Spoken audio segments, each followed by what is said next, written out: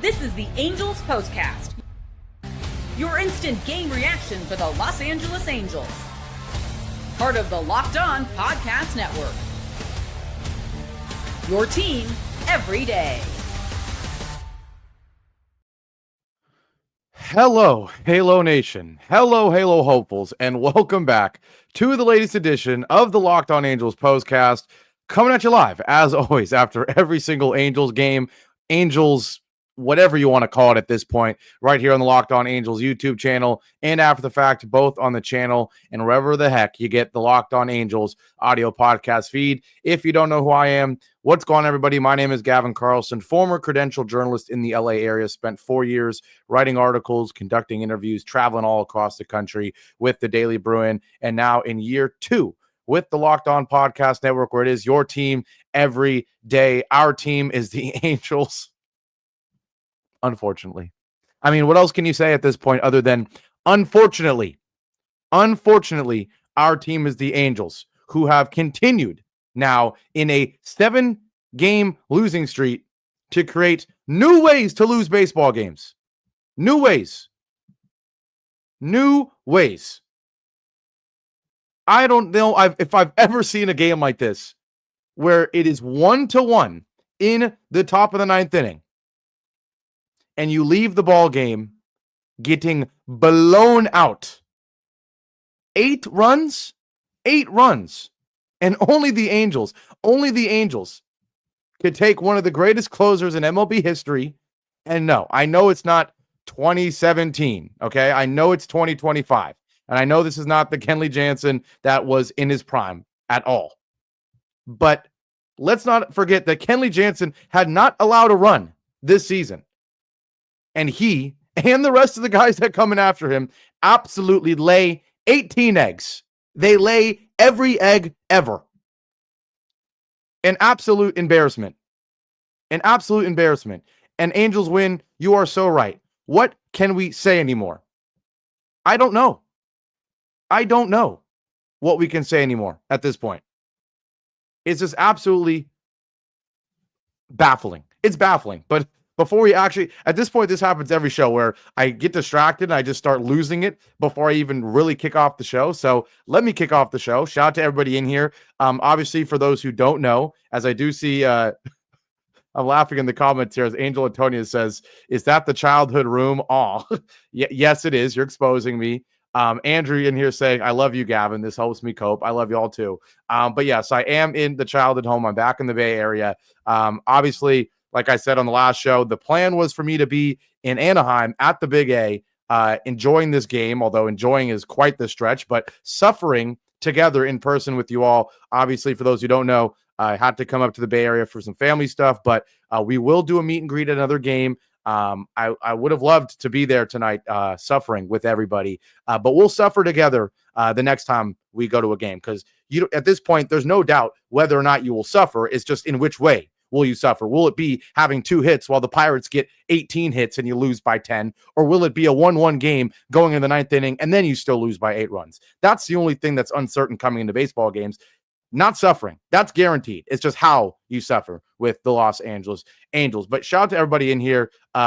Thanks for all the kind words. Larry, Angels win, everyone else saying, wishing the family well. I really appreciate it. But yes, let's jump right into this one. You guys know the drill at this point. There's no need for a player of the game. There's no need to tell you what the heck I'm talking about. Let's go right to everyone's favorite segment, the turning point. Time to reveal where the game was won or lost. It's the turning point. And unless you live under a rock, you already know what the darn turning point is. The Angels come into this ball game, losers of 6 in a row. I don't even know why I paused there. You come in losers of 6 in a row. You're able to steal a run in the top or in the bottom of the first via Zach Neto. You give up a run in the top of the 7th. Not going to act like that was the turning point or anything, because it's still a 1-1 ball game going into the 9th inning. And what do the Angels do? I mean, there's plenty of debates that can be had of, bullpen management throughout this losing streak. Even in this game, some people would have liked to see Soriano continue, even though he was getting up there in the 90s in terms of pitches. Obviously, Johnson comes in and gives up that run in the 7th that ties the game. Zephyr John's able to have a perfect 8th inning with the strikeout. And then you bring in Kenley Jansen. And this is what I mean when I say it's hard.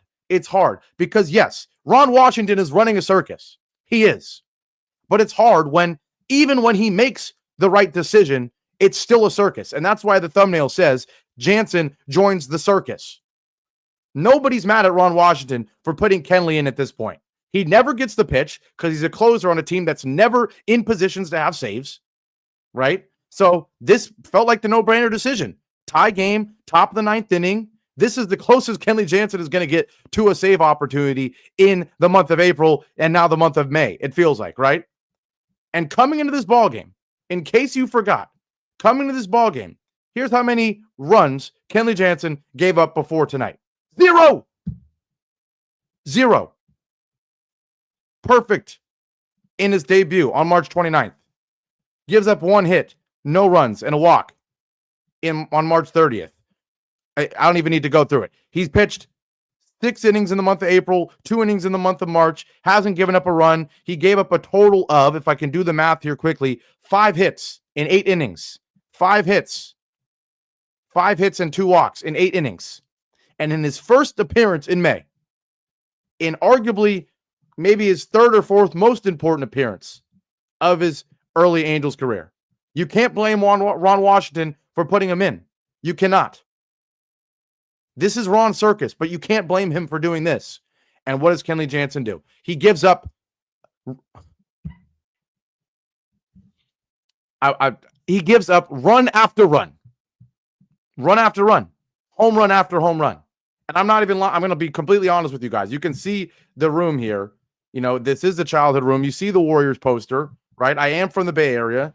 I am a Warriors fan. In addition to my Clippers, I'm wearing the Norm Powell shirt. Game 7 tomorrow for Eclipse. I'm sitting there watching both games. My dad zoomed in on the Warriors. I'm watching both. And my dad's like, what's the score of the Angels game? I say, it's 1-1 going to the 9th inning. And he's like, oh, okay. This is interesting. Maybe it's going to go to extras. I know that the offense ain't going to do nothing, right? So hopefully they can keep it tied at the top of the 9th, make it an extra inning game because you know the offense ain't doing nothing in the bottom of the 9th. Keep it at 1-1. And then we'll see if we can do better with the runner starting at second base. The only way the Angels are going to get a walk-off is if the runner starts at second base in extras. I knew it wasn't happening in the bottom of the 9th. So it's just, okay, keep it tied in the top of the 9th, right? Keep it tied.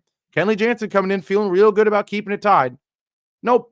Jansen throws a cutter right down Broadway. Right down the middle, 92.4. Green, who killed us yesterday, kills us again today. Not the furthest home run at all, only 371 feet, but he hit it hard and he hit it high. And just like that, it's 2-1.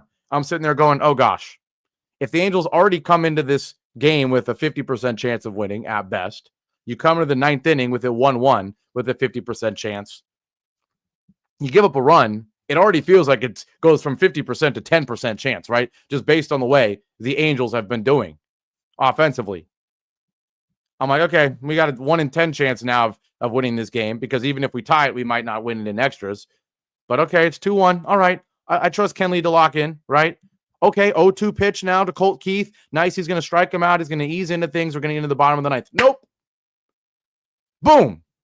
Hangs a slider. Why in the world is there a slider up and away on 0-2? And Colt Keith hits it 106.7 exit velo, 398 feet. I'm like, Dad, it's 3-1. He's like, what? I looked away. I looked back. It's 3-1? Okay, we get Dylan Dingler out. Jace Jung gets a base hit. Trey Sweeney strikes out. Okay. 3-1. Screw it. The way the Angels play, they can only score via the home run anyway. Most likely it would have been a solo shot in the bottom of the 9th, if anything. But hey, maybe you get a base runner on and you hit the home run. And you know, you can tie it at 3, right? 2 outs now. Javi Baez up against Jansen. I like that matchup. Righty. 0-2 pitch. Like it. Cutter right down the middle. See ya. High fly ball to left field. 5-1.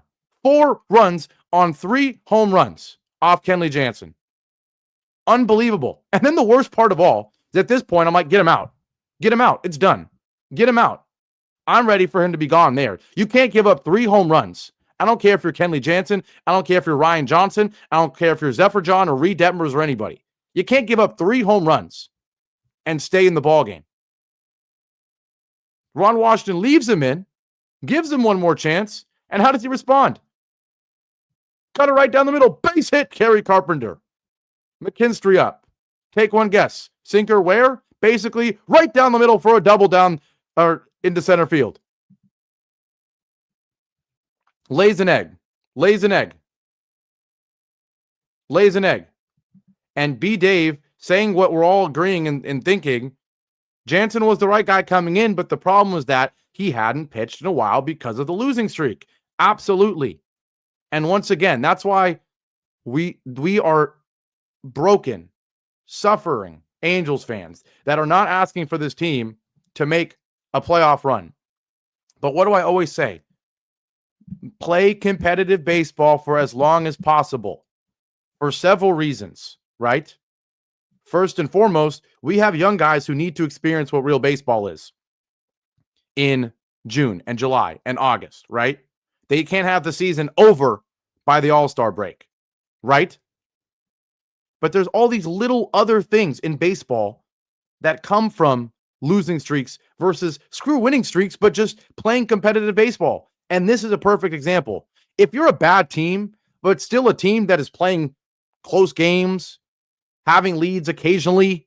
I mean, we don't even have leads anymore other than yesterday, which boy, did we say goodbye to that one quickly. We don't even have leads anymore, right? Other teams that lose and suck, like the Angels, at least they have leads sometimes. And so their closer gets to pitch sometimes, or at least they're close.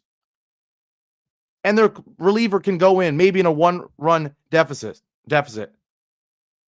But when it is constantly Angel 0, other team 4, every ninth inning, yes, Kenley Jansen's not going to pitch.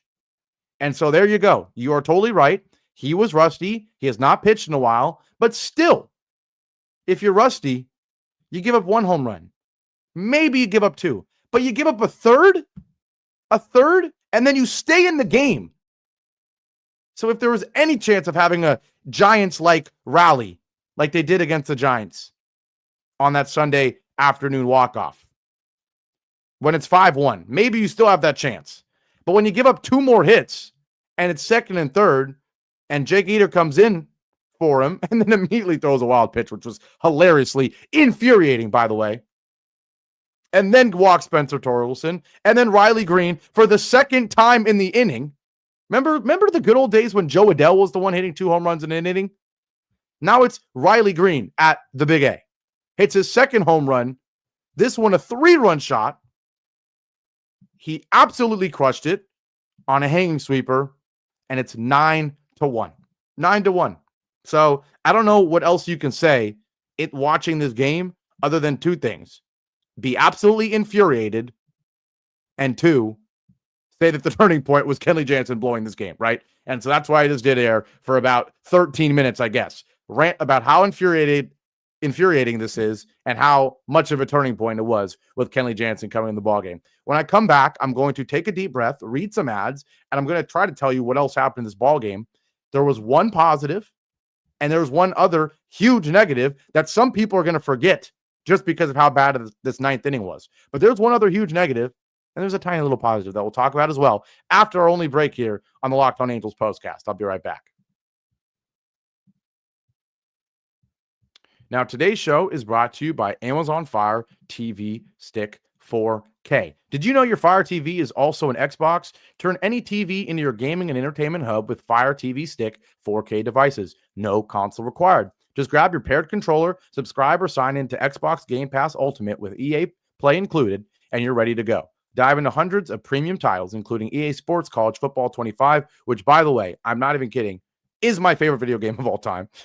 Call of Duty, and any others, as easily as you stream your favorite shows. What if you could jump into your favorite Xbox titles without needing your console in every room, right? Think about that. Not only are there people who don't have consoles, but what if your console in one room and you want to play it in a different room? Well, guess what? You can do that now. How about when you're traveling? For example, I'm traveling. Boy, oh boy, do I miss my console right now. I really want to, after this stream, I'm furious about the Angels. I'm bummed out about my Warriors. All I want to do is go play as UCLA on College Football 25 and go win a national championship. Can't do that right now because I don't have Amazon Fire TV Stick 4K, right? But if you did and you made this trip or you make a trip, you'd be able to do this without your console. So head to Amazon.com/Fire TV Locked On to get started. Xbox Game Pass Ultimate subscription and compatible controller required. Available on selected devices, including Fire TV Stick 4K, 2nd Gen, Fire TV Stick 4K Max, 1st and 2nd Gen, and Fire TV Cube, 3rd Gen.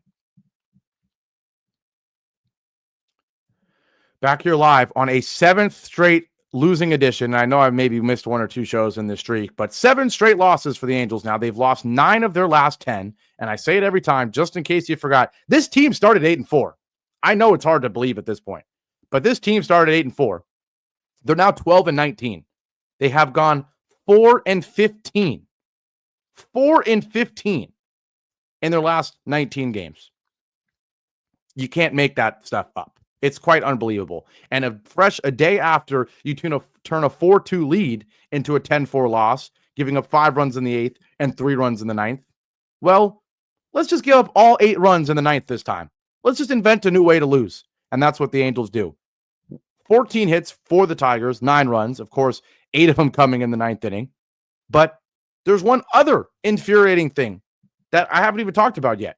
And it's the fact that the Angels offense was darn right awful once again. Zach Neto leads off the game with a first pitch home run. A first pitch home run. And how poetic that after Zach Neto takes the first pitch at the bottom of the 9th inning, I wish it was the bottom of the 9th, the bottom of the 1st inning, a high fastball, off school ball, 97.8 at the letters. He ripped it. He absolutely pummeled it, by the way. 107.9 exit velo, 429 feet. He continues to be the only Angel. And I mean, Kenley Jansen was included in this. We just forgot about him because he doesn't play. But even he's not included in this anymore. Zach officially probably the only competent Angel, right? Only competent Angel, it feels like. Tyler Anderson's probably there as well. I would argue that Jose Soriano is hopefully still there. Logan O'Hoppe maybe too. But Zach Neto, the only competent Angel for the most part. He gets your only run, on your only home run, on your only RBI, on your only run, on one of your 4 hits in the entire ball game. Absurd. O'Hoppe goes 1 for 3, d'Arnaud goes 1 for 3, and Paris goes 1 for 3. But don't worry, d'Arnaud still added 2 strikeouts. Paris still added 2 strikeouts, and even Neto still added 2 strikeouts. How about Taylor Ward in the cleanup spot, replacing Mike Trout, right? 0 for 3 with 3 strikeouts. He's now hitting 178 just like Mike Trout was doing when he was actually playing baseball. Rengifo's going 0 for 3 every game now. Tim Anderson, you already know what he did without me needing to tell you. And so, yes, just once again, in addition to collapsing, you also did nothing the whole game. And so it's one of those things where if you stole a 2-1 victory, some people would have forgotten how bad the offense was, right? They would have forgotten. But fortunately,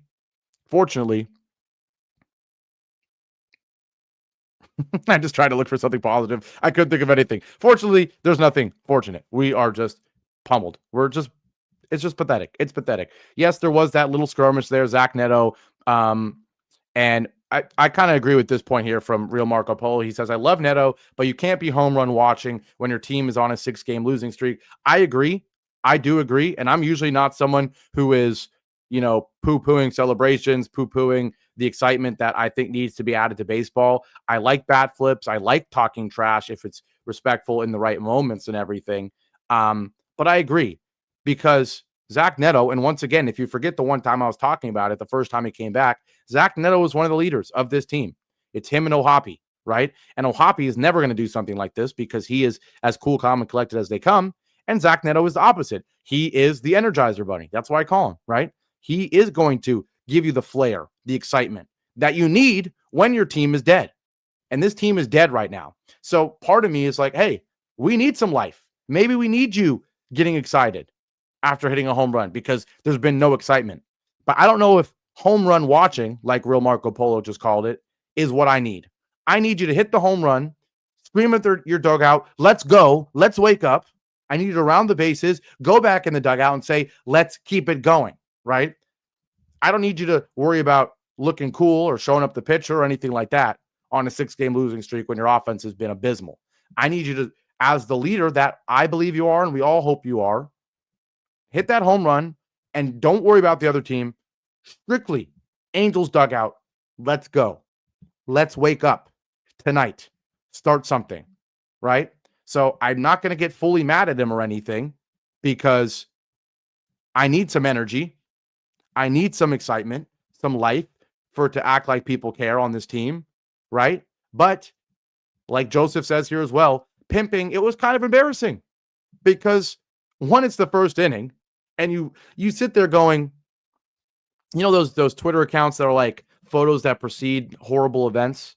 It's one of those things where it's like, you do realize you play for the Angels, and 1-0 means absolutely nothing, and you know you're probably going to lose this lead, right?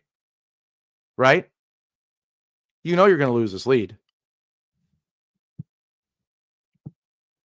You've been here, I know it's not been super long, but you've been here long enough to know 1-0 ain't nothing, right?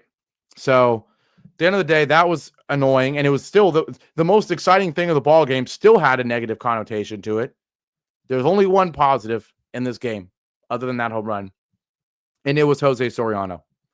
I thought he was very good. I know he gave up 6 hits and a walk, but 5 strikeouts, and multiple times he gave up 2 singles in an inning and got out of it.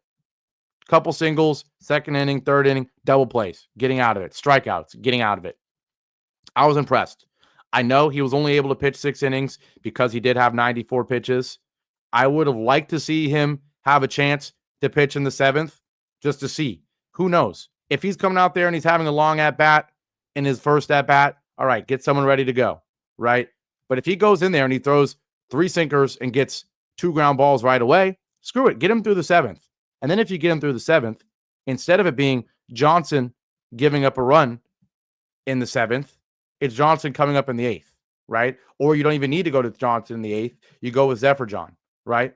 So I'm laughing at these comments. They're hilarious. But yeah, at the end of the day, it's just frustrating because another positive is ruined in a season, yes, that hasn't had many positives. Soriano at times has been one of them, and once again, it's ruined. And it's just feeling, once again, it's feeling a whole lot like 2024, where whenever there's a positive, it seems to always be the starting pitcher, and it's for nothing. It's for nothing. And here it is once again. So with all that being said, another really long show. We're going to wrap this one up. But shout out to everybody in here, as always. Really appreciate a big crowd tonight, despite it being a Friday night. I know it was a little bit of a delay there. Always weird setting up on a different place when it's not my apartment in LA. But shout out to everyone who's been really giving me the kind words and everything. Again, really miss the fact that I wasn't able to go to the game tonight and meet all you guys there. But we will make it happen. I'm thinking maybe next Friday. The Friday nights work the best for me, just with work and everything, with my other job. We'll see if the Clippers are playing at that point. But maybe next Friday, that quarter zip is also looking pretty nice. I'm not going to lie. But I'll let you know. We're going to make it happen, whether it's next Friday or another game. But with all that being said, we're going to wrap this one up. Angels 1, Tigers 9, 7 losses in a row, 8 runs given up in the 9th inning. It sucks to be an Angels fan, but shout out to all of you. Vinny says he was at the game.